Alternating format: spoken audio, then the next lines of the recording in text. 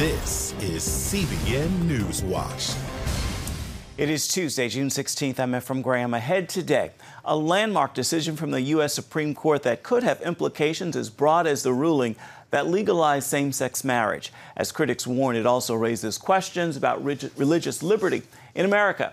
Changes coming in police reform as President Donald Trump is set to sign an executive order today as more information comes to light about the police officer who shot and killed Rayshard Brooks in Atlanta.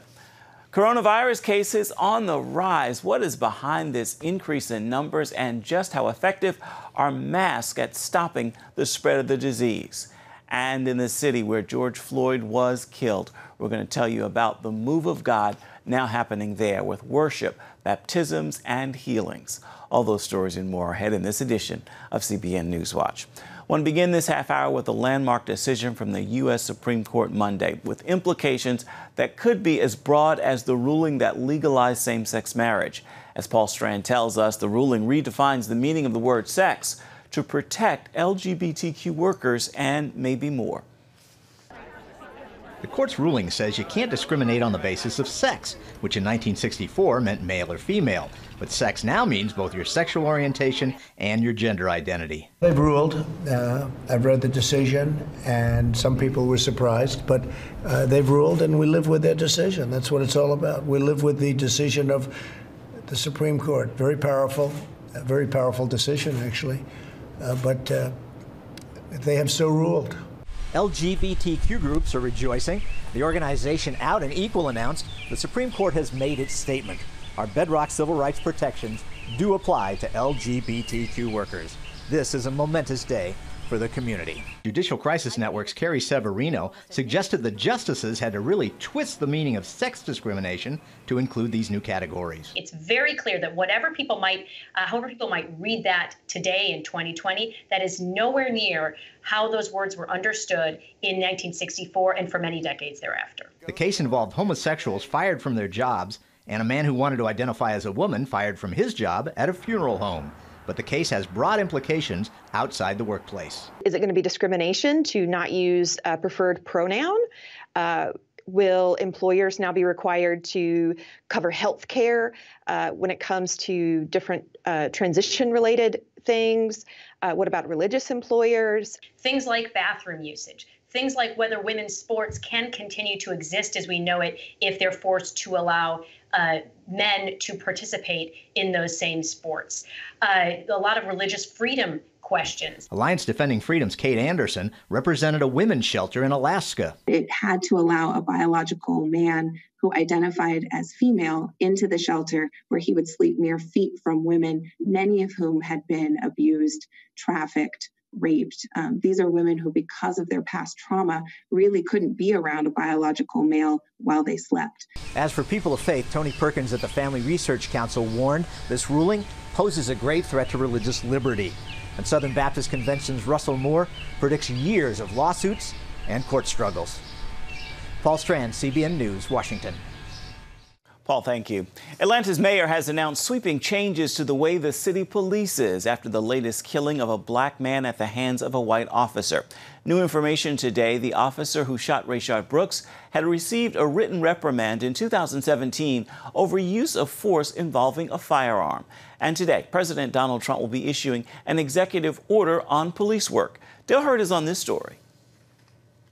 New information this morning that the Atlanta police officer who shot and killed Rayshard Brooks had several complaints against him and one written reprimand over the use of force. This is a newly released recording of the 911 call that led up to the fatal shooting of 27-year-old Brooks in a Wendy's parking lot. He's in the middle of my drive-thru, ma'am. Does he appear to have any weapons from where you can see it? No, I think he's intoxicated. Here's surveillance and police body cam footage. You're gonna get tased! You're gonna get tased! Stop! As Brooks is running away, you see him point a stun gun he took from officers at Garrett Rolfe, who then fired 3 shots. Brooks later died at the hospital. And that set off protests overnight in Atlanta. Atlanta's mayor has ordered a list of new police procedures. I'm also requiring de-escalation generally and specifically prior to the use of deadly force. I thought it was a terrible, I'm not going to compare things, but I thought it was a terrible situation.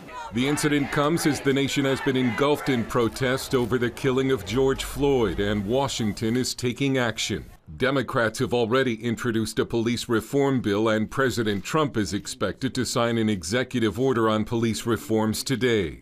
The executive order would incentivize police agencies to adopt best practices on use of force, share information about officers' misconduct, and use social workers in nonviolent situations.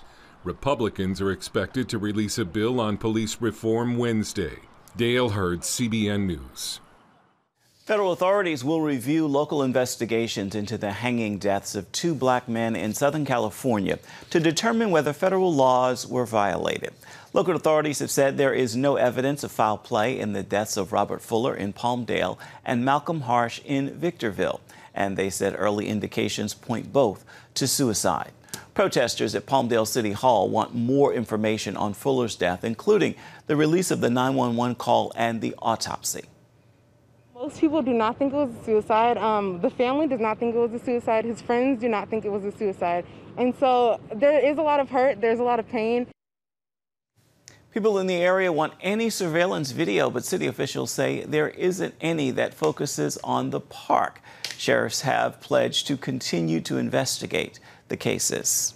I want to turn overseas now. Latest indication of rising tensions between North and South Korea as North Korea blew up a liaison office building just north of the heavily armed border with the South today in a dramatic display of anger. No South Koreans were working there, and the demolition is largely symbolic, but it's still likely the most provocative thing the North has done since a standoff with the U.S. in 2018, and will pose a serious setback to efforts of the South Korea's liberal president to rebuild relations between the two countries. Coming up, the coronavirus may no longer be in the headlines, but it is still spreading, with cases rising in states like Florida and Arizona. We're going to find out what's happening and what's the best way to stop it. We've got the story for you when we come back.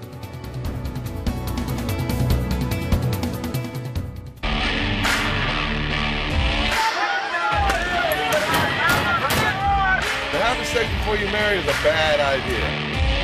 Don't tell me there's no such thing as gun violence.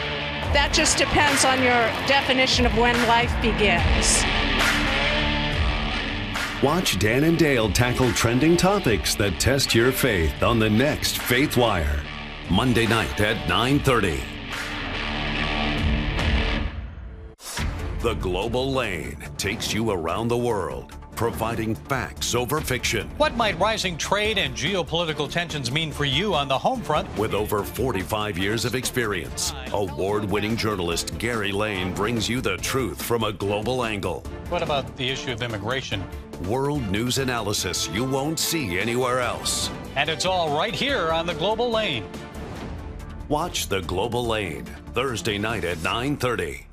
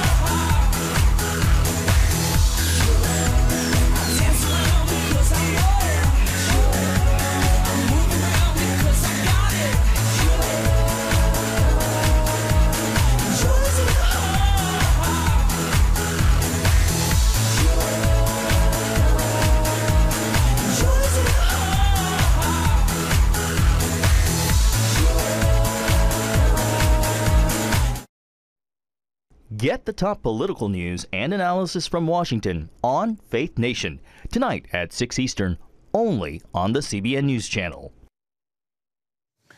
The coronavirus is spreading like wildfire in Arizona. That is what the Arizona Congressman Greg Stanton tweeted Sunday. The state is setting new records for hospitalizations, as is Texas. Hospitalizations also rising in Florida, recording its highest day of cases ever over the weekend after opening its beaches recently.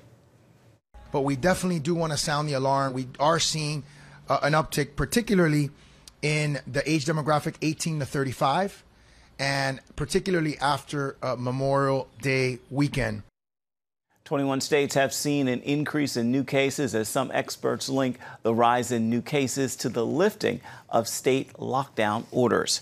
Our CBN medical reporter Lori Johnson is here now with a look at how the coronavirus situation is developing in the United States. Now, some observers believe the reason we're seeing an increase in new cases is because there's more testing. Others say it's because we're now getting out and about. What are your thoughts? Well, unfortunately, Ephraim, there's a lot of misinformation out there.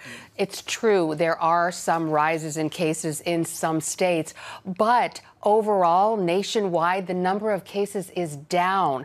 More importantly, the number of deaths is way down. Thank God for that. Yesterday, 345 deaths nationwide. That's the lowest number of deaths since we've seen in March, about 3 months ago. So yes, we see in the Northeast where there was that horrible outbreak earlier, those numbers are dramatically down. We're seeing about 20 other states, aside from New York and New Jersey, down. But yes, as you pointed out, Florida, Arizona, North and South Carolina, some of these other states, the numbers are up. But as you again pointed out, it's when we talk about the number of cases being up, that's not nearly as important as the hospitalizations because there's increased testing. Yeah. We're doing 100 times more testing now. And all the experts told us that when we test more, we are going to find more positive cases. Now, it is true that of the people being tested, there's a greater percentage of people testing positive. But as I said, we really want to look at those hospitalizations because that's where the crux of the matter is. And we are seeing hospitalizations up in some places, but not to the point where the hospital systems are overwhelmed. And that was our initial concern, was overwhelming. This is not happening. We're seeing it getting a little bit too close for comfort in some places, but we certainly aren't seeing any shortages of ventilators, which was, again, one of our primary concerns about hospitalizations. We have so many ventilators, we're actually giving them to other countries who don't have enough. Okay. Now, we are about 4 days away from summer, and there was talk of hot weather slowing down the virus. Is that likely? It is true, and this is what we see with the flu, because studies have been done, and we know with the coronavirus specifically that a hot weather, ultraviolet radiation, so we're talking about temperatures over 80 degrees, and in the sunlight, that does kill the virus. But Ephraim, what the weather is outside doesn't matter what's going on in here. So if you're inside, it's still cold and not very humid, so it's still very transmissible inside, and let's face it, most of us are inside all summer long, especially when it gets really hot. Yes, avoiding the heat. There's a new study out about the effectiveness of masks. What can you tell us about that? Masks work. We already knew this, but this has been confirmed. New study shows that masks are really one of the best ways to prevent this virus from transmitting. So folks do need to wear their masks. It prevents the virus from coming out of our mouths and hitting other people, especially if you can't social distance. That's the best thing also, but a lot of times people can't social distance, so wear the mask. It works, and it usually protects the other person, not yourself, so it has to be compliance all the way around. And some good news, when you were talking about the weather and wearing masks, we've already seen some early numbers from the protests, and in Minnesota, it doesn't look like there was a jump in cases. Perhaps because it was outside in the heat and in the humidity. We did see some people wearing masks. And also, though, Ephraim, a lot of those protesters, from what I saw, were young and healthy, didn't have those comorbidities like obesity, diabetes, which goes along with obesity. Just being over the age of 70 is a comorbidity. If you have a comorbidity, you're 6 times more likely to be hospitalized. Yeah, only a few seconds left, but I have to ask this. The FDA says it's not going to authorize emergency use of hydroxychloroquine or chloroquine for the coronavirus. Is that a surprise? Well, it could be political in nature. Remember, there's a presidential election in about 4.5 months. This was the president's drug. He liked it so much. So doctors can still prescribe it. The new research showed that it does cause heart problems for some people and does not appear to work on people who have COVID-19. The jury is still out about whether it protects against it. And also doctors can still prescribe it off-label because it is being used for people with malaria, lupus, and rheumatoid arthritis. All right. Thank you, Lori. Sure. Well, still ahead, even if your civil rights are violated, why is it so hard to bring cases against police? It comes down to one key legal principle. We're going to explain what that is and how it works right after this.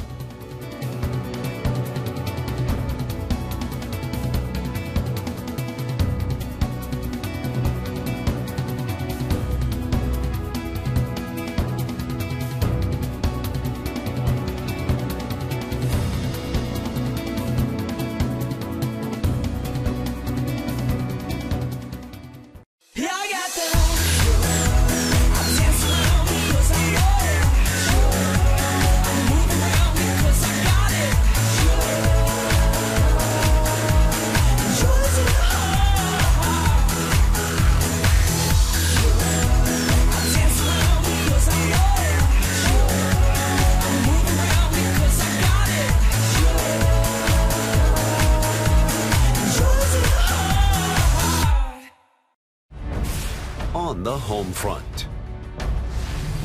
Thanks for joining us for CBN's On the Home Front, where we highlight what the men and women of America's military do to defend our country. CBN honors the men and women in our military with an initiative called Helping the Home Front. It partners with churches across the country to meet the needs of their military families, from repairing homes to wiping out medical bills for wounded veterans. On the home front, Tuesday morning at 10:30. If you want to be an attorney with a passion for serving people and for excellence, Regent University needs to be high on your list.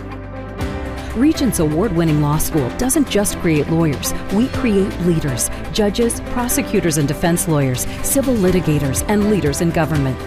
My focus has been trying to really make sure we have the future leaders we need for the bench and the bar and for society generally.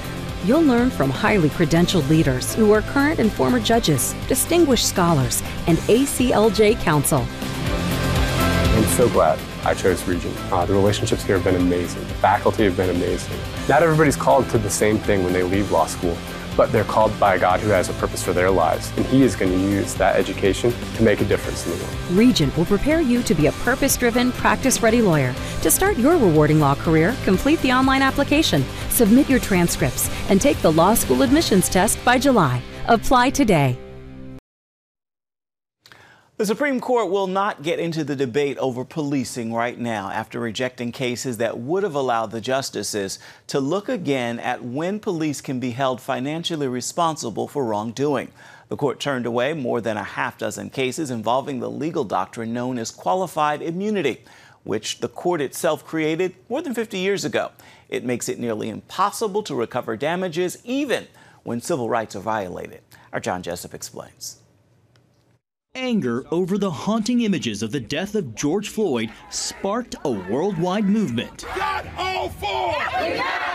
But there's another movement, though little known, gaining traction, marked not by images, but by two words many have never heard: qualified immunity. If I understand correctly, it effectively acts as a shield. That's exactly right. And that's why we call qualified immunity an unlawful shield, because it is a shield for public officials who have committed constitutional violations to escape accountability for their actions. When police use excessive force that may violate a person's rights, that person can try to recover damages by claiming a violation of civil rights. But increasingly, those claims are not even given their day in court because of the doctrine of qualified immunity and its widespread application in civil cases seeking police accountability. The law's origin comes from the Enforcement Act of 1871, designed to protect recently freed slaves after the Civil War. Over the years, a section of the law protecting public officials in the course of their work evolved into today's version of qualified immunity, a doctrine created by the Supreme Court. It essentially provides a shield of liability against civil lawsuits so long as the public official's conduct does not violate clearly established law. The way it works in practice is that courts will require would-be civil rights plaintiffs to find a prior case already decided in their jurisdiction where someone else's rights were violated in essentially the same way. And given no two cases are exactly the same, qualified immunity routinely enables public officials, especially members of law enforcement, to get away with egregious misconduct just because they happen to be the first ones to commit that exact kind of misconduct. For example, after being cleared of any wrongdoing, a Cleveland man filed a lawsuit alleging he was punched in the neck and jailed by police who never identified themselves but suspected he was breaking into his own apartment. A judge ruled because of qualified immunity, neither the police nor the city could be sued.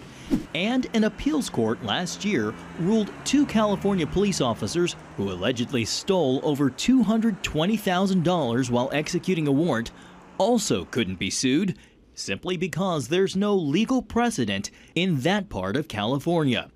What should happen when a Schweikert isn't the only one drawing attention to the legal challenge. Last month, a Reuters investigation reviewed some 500 cases over 15 years and found a trend.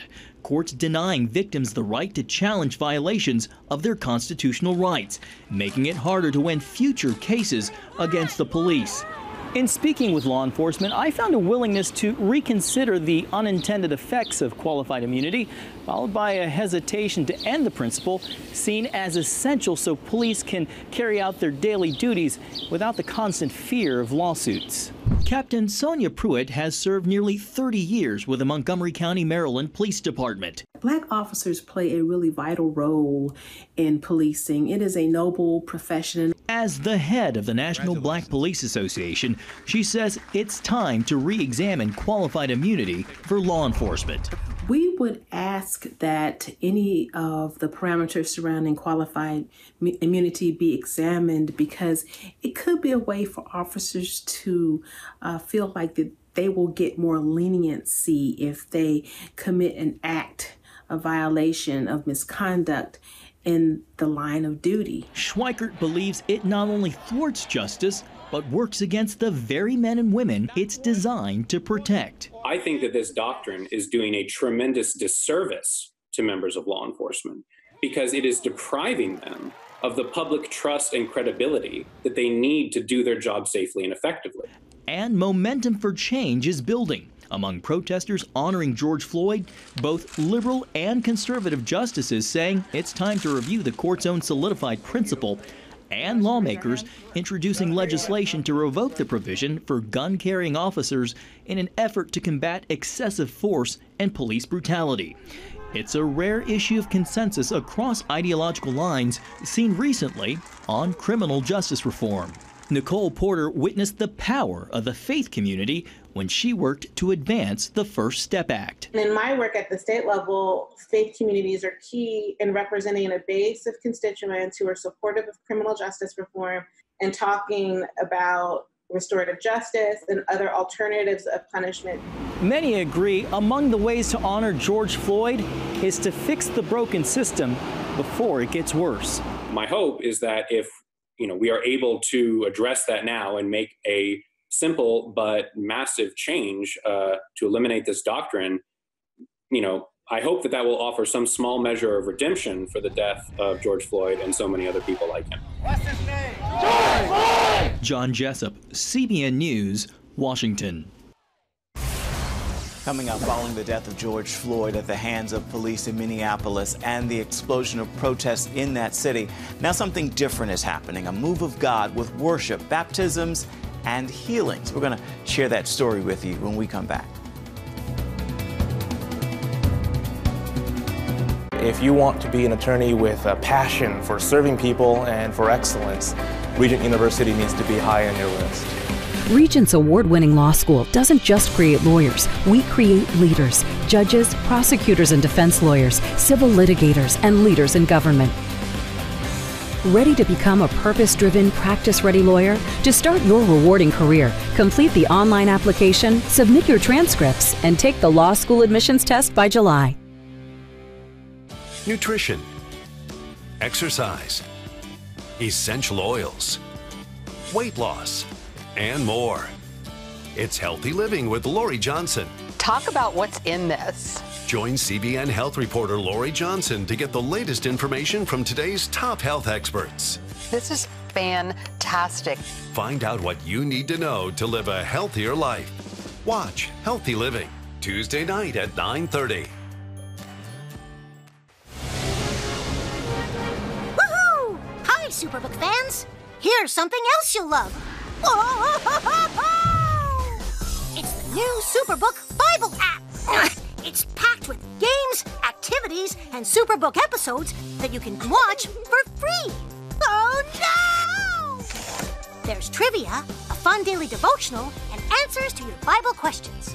Plus, an easy-to-understand Bible the whole family will enjoy. You can even create your own Superbook character. Ta-da! Whoa! No super balls, man. Come. Sorry, pardon me. Sorry, excuse me. Ouch! Are you getting this? Earn super points to win daily prizes too, and so much more. Time to get back to my adventures. See you soon. It's the new Superbook Bible app. Free downloads on iTunes, Google Play, and Amazon. Check out the CBN News Daily Rundown podcast each weekday with me, Caitlin Burke. Click on the show tab at cbnnews.com where you can listen and subscribe. In the aftermath of the senseless murder of George Floyd in Minneapolis, a move of God is happening there right now. Christians and non-believers are uniting at the location of Floyd's Streetside Memorial. The site was once flooded with riots and chaos, but the area has now turned into a place of peace. There's worship, praise, baptisms, and even healings. And it was all started by Dr. Charles and Pastor Lindsay Karuku. They told CBN's The Prayer Link that they felt a call from God to be the catalyst to see interracial healing begin. There's a lot of peace in that area where George Floyd's memorial is. It's been declared as a sacred and holy ground. And so we're seeing worship and salvations and people, really true reconciliation between people of all different colors. Wow. And I understand people are getting baptized and healings are even taking place there. Tell us about that. We had a man who was in the military, deaf on one ear for 15 years. God instantly opened his deaf ear. We've had people coming and saying, I'm suicidal, can someone help me? And we pray for them, they get delivered. We baptize them in water. We're getting people saved, giving their hearts to Christ, and a lot of people hugging each other, crying over the shoulders of interracial healing and reconciliation that is taking place there. Now you can hear more of this interview this evening on the Prayer Link. It begins at 6:30 Eastern. You can find that on the CBN News Channel. Before we go, it's time for your Tuesday Tweetable. It's a message I pray will inspire you, and I encourage you to post tag tweet and share this with others. When we spend our time looking at circumstances, it is hard to see God's hand working, but remember, He is. With that word, I encourage you to make today a terrific Tuesday.